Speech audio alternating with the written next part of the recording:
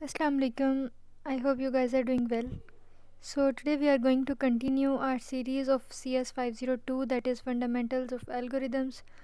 So basically आज जो है वो हमने इंशाल्लाह चैप्टर नंबर 6 को कवर करना है. सो ये जो आपके पास हैंडआउट्स हैं उसका तो चैप्टर 2 बन रहा है, बट जो हमारी 45 चैप्टर्स की है पूरी डिवीजन, उसके according this is the lecture number 6. सो हम इस चैप्टर में कवर क्या करने जा रहे हैं, एसिम्प्टोटिक नोटेशन, नेम से पता चल गया.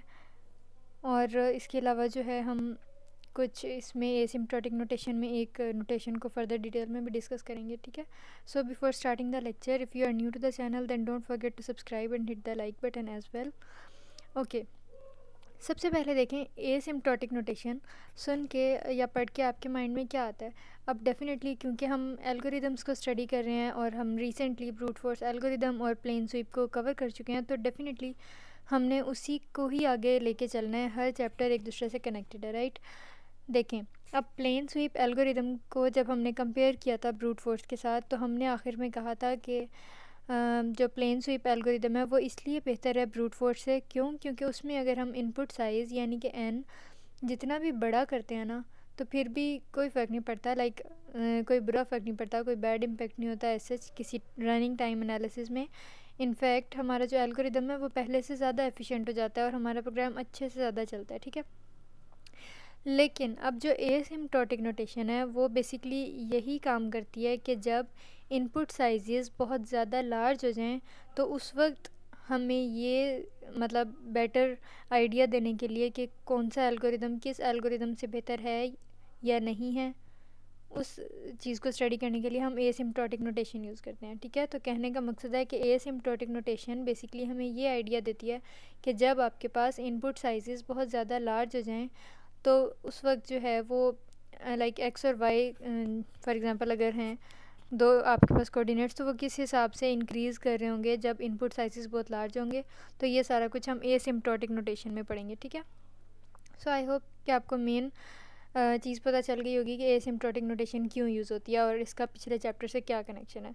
So let's start the chapter formally. अब सबसे पहले आपके पास फॉर एग्ज़ाम्पल ये थीटा जी ऑफ एन, वो कह रहा है कि कोई सेट ऑफ फंक्शंस है. ठीक है. अब जी ऑफ एन तो सिंपल एक फंक्शन है, लेकिन जो थीटा जी ऑफ एन है वो बेसिकली क्या है, एक सेट ऑफ फंक्शंस है जो एसिम्प्टोटिकली इक्विवेलेंट है किसके, जी ऑफ एन फंक्शन के. ठीक है. अब यहाँ पे देखें, अगर हम इसकी फॉर्मल डेफिनेशन की तरफ चलें, तो ये जो थीटा जी ऑफ एन जो कि सेट ऑफ फंक्शंस है वो बेसिकली किसके इक्वल है, एफ ऑफ एन फंक्शन के. और फॉर ऑल यानी कि यहाँ पे पास कंडीशन सच दैट में क्या यूज़ हो रही है कि there exists positive constants C1 C2 and n naught. अब आगे जाके इस चैप्टर में, इस लेक्चर में हम C1 और C2 की वैल्यूज़ भी इंशाल्लाह कंप्यूट करेंगे. ठीक है. और एन नोट की भी डेफिनेटली करेंगे. तो यहाँ पे कहने का मकसद है कि ये जो C1 G ऑफ n है वो आपके पास ग्रेटर दैन या इक्विवेलेंट होगा ज़ीरो के. और इसी तरह जो C2 G ऑफ n होगा, इसको भी, जिसमें C2 की वैल्यू हम फाइंड करेंगे with the passage of this lecture. तो यहाँ पे C2 G ऑफ n जो है वो ग्रेटर दैन या इक्वल टू है f ऑफ n के. ठीक है. तो ये थोड़े से ग्रेटर दैन इक्वल टू और ये वाले जो साइंस हैं वो आपने MCQs के पॉइंट ऑफ व्यू के लिए अच्छे से तैयार कर लेने हैं, क्विजेज़ और लाइकवाइज मिड टर्म्स के लिए भी. ठीक है. अब यहाँ पे एक कंडीशन है, for all n is greater than और इक्वल टू n नोट. तो यहाँ पे कहने का मकसद है कि ये भी एक कंडीशन है कि कभी भी n जो है वो लेस देन नहीं होगा n नोट से. ठीक हो गया. अच्छा, अब हम कहते हैं कि भाई यहाँ पे ये जो बताया उसने कि ये जो g of n set of functions है वो g ऑफ n के एसिम्प्टोटिकली इक्विवेलेंट है. तो एसिम्प्टोटिकली इक्विवेलेंट होने का क्या मतलब है कि उसका जो ग्रोथ रेट होता है वो ऑलमोस्ट सिमिलर होता है. Like that is not truly identical कि 100% सेम नहीं है, लेकिन एक पैटर्न जिसे कहते हैं ग्रोथ रेट का वो सेम हो रहा होता है. ठीक है. अब यहाँ पे आपके पास एग्जांपल्स हैं जैसे 4n² 8n² plus 2n minus 3, और इसी तरह से आपके पास जो है वो n² प्लस 5, और ये थोड़ा सा कॉम्प्लेक्स फंक्शन है, और इसी तरह n into n minus 1 minus 3, right. तो अब यहाँ पे देखें कि इन सब लाइक ये जितने भी आपके पास एक्सप्रेशंस हैं ये सब एक दूसरे के एसिम्प्टोटिकली इक्विवेलेंट हैं. क्यों? क्योंकि इनकी जो कॉम्प्लेक्सिटी है वो n² है. बाकी टर्म्स को इग्नोर कर दिया जाता है क्योंकि वो रिसेसिव होते हैं, डोमिनेंट नहीं होते. ठीक है. तो ये हम लेक्चर नंबर 2-3 में बहुत ज़्यादा डिटेल से डिस्कस कर चुके हैं. अब यहाँ पे एक एग्जांपल लेके चलते हैं. फॉर एग्ज़ाम्पल आपके पास एक फ़ंक्शन है एफ ऑफ n से इसको डिनोट किया हुआ है. और ये है क्या 8n² + 2n-3। अब हमने क्या करना है कि हमें पता है कि इसकी जो कॉम्प्लेक्सिटी है लाइक वो है n²। क्यों? क्योंकि इसमें टर्म्स हैं, देखें 8n² + 2n-3, तो 3 तो वैसे ही कांस्टेंट है, इसको तो काउंट ही नहीं करना। इसी तरह ये जो 2n है और एक आपके पास है n², तो अगर हम n की वैल्यू 10 भी लें तो यहाँ पे तो 10 रहेगी और यहाँ पे स्क्वायर हो जाएगा, यानी कि 10 10 100 हो जाएगा। तो इसलिए हम बाकी जो स्मॉलर टर्म्स होते हैं उनको इग्नोर कर सकते हैं और ये 8n² जो है आपके पास लाइक n² जो है वो इसकी कॉम्प्लेक्सिटी है। अब हम क्योंकि क्या करने जा रहे हैं, हमने इसकी एक लोअर और एक अपर बाउंड बनानी है। अब लोअर बाउंड और अपर बाउंड ये टर्म्स मैंने यहाँ पे पहली बार यूज़ किए हैं। अब मैं आपको बताती चलूँ कि लोअर बाउंड और अपर बाउंड बेसिकली हैं क्या। देखें, जैसे वो समेशन में हमने पढ़ा था कि अगर फॉर एग्जांपल नीचे एक लिमिट होती है और एक इसी तरह ऊपर लिमिट होती है, या अक्सर जगहों पे आपने अगर जैसे वो इंटीग्रेशन और डेरिवेटिव में भी कोई अपर और लोअर लिमिट्स होती हैं, इसी तरह का थोड़ा सा कॉन्सेप्ट है कि जो लोअर बाउंड होती है उसमें क्या होगा कि ये जो फंक्शन है ना गिवन आपके पास, वो n² लाइक जो है उस जितना तो एटलीस्ट ग्रो करेगा। यानी कि कभी ऐसा नहीं होगा कि आप कहें कि भाई ये जो आपके पास फंक्शन है f(n) वो n² से भी कम ग्रो कर रहा है। नो, क्योंकि जो लोअर बाउंड है उससे नीचे जा ही नहीं सकता वो फंक्शन अपनी ग्रोथ रेट में, ठीक है।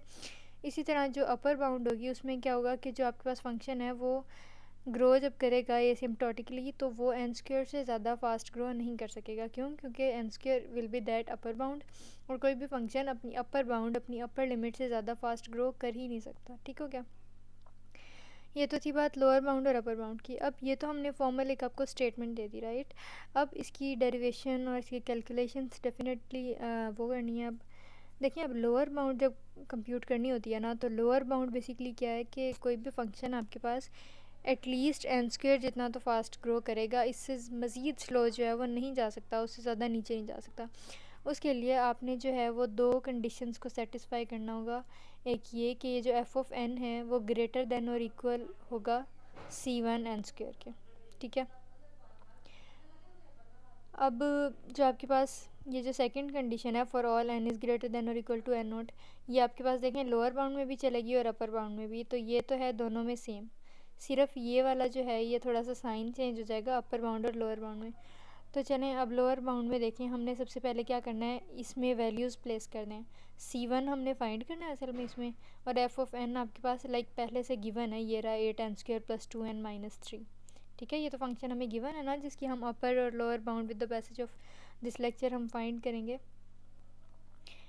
तो यहाँ पे आपने सिंपल क्या करना है कि देखें साइन को यहाँ पे गौर करें कि ग्रेटर देन और इक्वल टू, तो किसी तरह से हमने कोशिश करनी है कि इस साइड पे यानी कि राइट हैंड साइड पे मेरे पास कुछ ऐसा फंक्शन आए जो वाकई छोटा हो, यानी कि ये वाला वाकई बड़ा हो लेफ़्ट हैंड साइड वाला। तो मैं उसके लिए क्या करूँगी कि n को 0 अज्यूम कर लूँगी। जब n 0 होगा तो ये वाला पूरा टर्म 0 सारे का सारा 2n, ठीक है। तो मेरे पास बच गया 8n² - 3। तो ये जाहिर सी बात है कि 8n² - 3 जो है वो लेस है 8n² + 2n-3 से, ठीक है। इसी तरह अब मैंने इसको मज़ीद आगे सॉल्व करना है, तो मैंने और कुछ नहीं किया नेक्स्ट स्टेप में, सिर्फ मैंने 8n² को 7n² + n² लिख दिया। यानी कि 8n² है ना, तो मैं मतलब अगर 8n² को 7n² + n² कहूँ तो एक ही बात है, that is logically equivalent to 8n², right.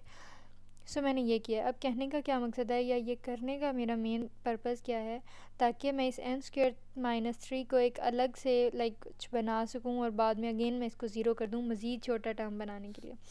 तो अब देखें अगेन n² - 3 में मैंने n की वैल्यू 0 प्लेस की, तो आपके पास बच गया 7n²। तो यहाँ तक आपके पास आ गई लोअर बाउंड। अब आपको पता है इससे ज़्यादा मज़ीद हम इसको और सॉल्व कर नहीं सकते। क्यों? क्योंकि अगर यहाँ पे भी n को 0 प्लेस कर दिया तो फिर लोअर बाउंड का तो कोई मकसद ही नहीं बचेगा, ठीक है। तो ये तो आपके पास आ गई c1 की वैल्यू।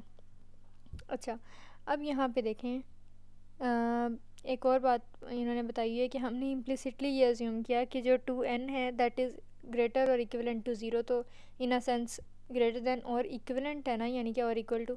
तो समझ लें कि मैंने जैसे आपको कहा कि n जो है उसको 0 के इक्वल प्लेस किया, तो 0 जो है 2 से मल्टीप्लाई होकर आपके पास 0 ही बन गया, ठीक है।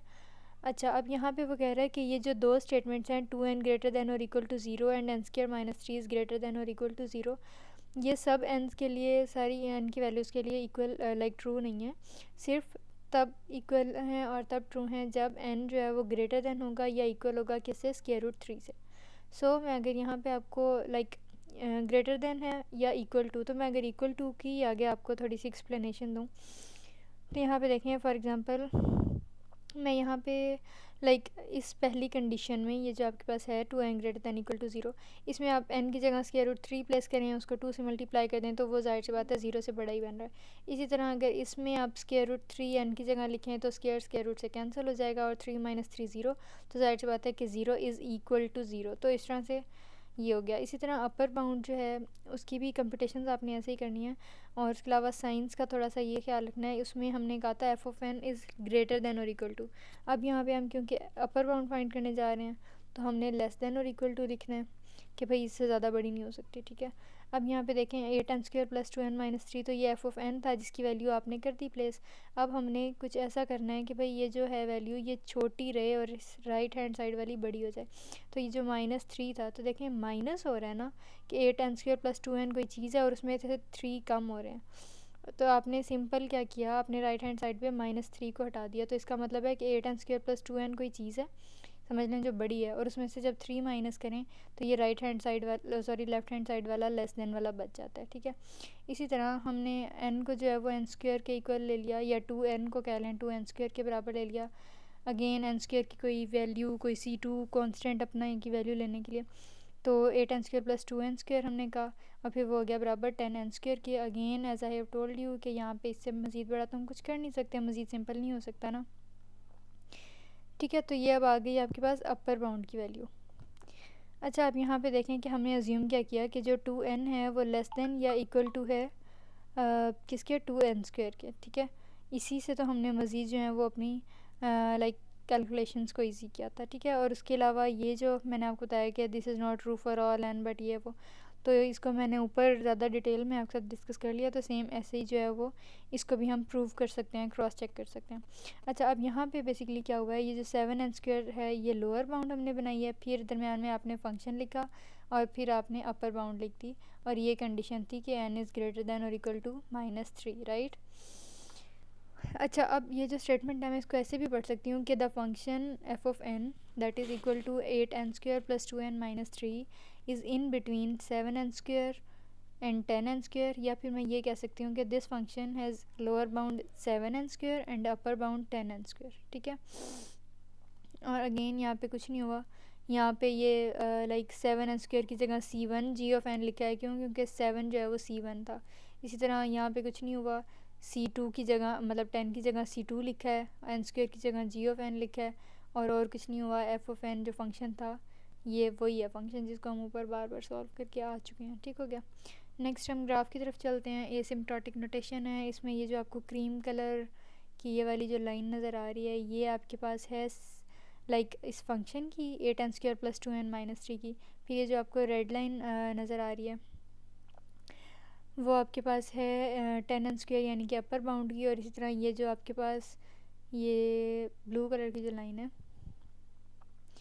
ये 7n स्क्वायर यानी कि लोअर बाउंड है। तो देखें, देखने से पता चल रहा है कि ये दरमियान में फ़ंक्शन है, ये अपर बाउंड है और नीचे वाली लाइन लोअर बाउंड है। और कहने का मकसद है कि फ़ंक्शन जितना मर्ज़ी भी ग्रो कर ले वो अपनी अपर बाउंड से ज़्यादा बड़ा नहीं ग्रो कर सकता, ज़्यादा नहीं ग्रो कर सकता, और अपनी लोअर बाउंड से कम ग्रो नहीं कर सकता, राइट। अच्छा, so the last thing that we are going to cover in this lecture इसके जो हमने एफ ऑफ एन फंक्शन कहा वो हमने एन स्क्वेयर का ही एलिमेंट उसको क्यों बनाया, हमने किसी एन का किसी और एसिम्प्टोटिक क्लास को हमने क्यों नहीं स्टडी किया। हमने यही क्यों कहा कि भाई इसकी कॉम्प्लेक्सिटी एन स्क्वेयर है या वो एलिमेंट है एन स्क्वेयर का। तो चलें, जैसे वो हम लाइक एंटी क्लॉकवाइज जैसे चलते हैं कि कोई क्रॉस चेक कर लें, कोई ऑल्टरनेट फाइंड करें कि पहले हम उसको गलत प्रूफ कर देंगे, और फिर जब एक चीज़ गलत प्रूफ हो जाएगी तो हम जैसे मैथ्स में करते हैं कि हाँ ये नहीं हुआ तो इसका मतलब है कि जो हम कह रहे थे वो ठीक है। तो यहाँ पे वो कह रहा है कि फॉर सपोज़ हम कहते हैं कि भाई चलो ठीक है, हम मान लेते हैं कि जो आपके पास फंक्शन है that is f of n वो एलिमेंट नहीं है एन स्क्वायर का, यानी कि वो बिलोंग नहीं करता एन स्क्वायर से। तो लेट सपोज़ कि हमने फिर ये प्रूफ करना है कि जो आपके पास फंक्शन है वो थीटा ऑफ एन यानी कि एन से भी बिलोंग नहीं करता। अब उसके लिए क्या ज़रूरी है, देखें कोई फंक्शन किसी भी सेट ऑफ फंक्शन से तब बिलोंग करता है जब वो अपर और लोअर दोनों बाउंड्स को सेटिस्फाई कर रहा हो। सो अगर if you want to prove this statement over here then it's compulsory for us कि हम मेक श्योर करें कि लाइक ये जो फंक्शन है इसकी अपर और लोअर बाउंड्स दोनों जो हैं वो सेटिस्फाई हो रही हों या ना हो रही हों, ठीक है। तो सबसे पहले अगर हम लोअर बाउंड की बात करें तो ये जो 8n² + 2n-3 है, तो अब इस वक्त हम n को स्टडी कर रहे हैं, लाइक कॉम्प्लेक्सिटी या थीटा की वैल्यू आप ले लें ये सिम्पटोटिक ग्रोथ रेट की, वो n है। तो देखिए अब 8n² + 2n-3 है, तो इट मीन्स कि ये फंक्शन जितना मर्जी भी कम चल ले, जितना मर्जी भी स्लो ग्रो कर ले, एटलीस्ट n टाइम्स तो ग्रो करेगा, ठीक है। तो इट मीन्स कि ये लोअर बाउंड सेटिस्फाई कर रहा है। अब नेक्स्ट आपके पास आ गई अपर बाउंड। अब अपर बाउंड क्या है, आपके पास n है जिसको हम स्टडी करने जा रहे हैं, और यहाँ पे तो आपके पास है 8n²। तो इट मीन्स कि ये अपर बाउंड सेटिस्फाई नहीं करेगा। क्यों? क्योंकि हम for the timing we are going to study n, लेकिन इसकी कॉम्प्लेक्सिटी लाइक इस फंक्शन की जो स्टेटमेंट है उससे तो पता चल रहा है कि n² टाइम्स भी ग्रो कर सकता है, तो इसलिए यहाँ पे अपर बाउंड जो है वो फॉल्स हो गया, ठीक है। सो यहाँ तक आपका लेक्चर नंबर 6 बनता है। इसमें अगर कोई भी कन्फ्यूजन हो या query, you can always drop a comment, and if you are new to the channel then don't forget to subscribe and hit the bell icon as well. Till then, Khuda Hafiz.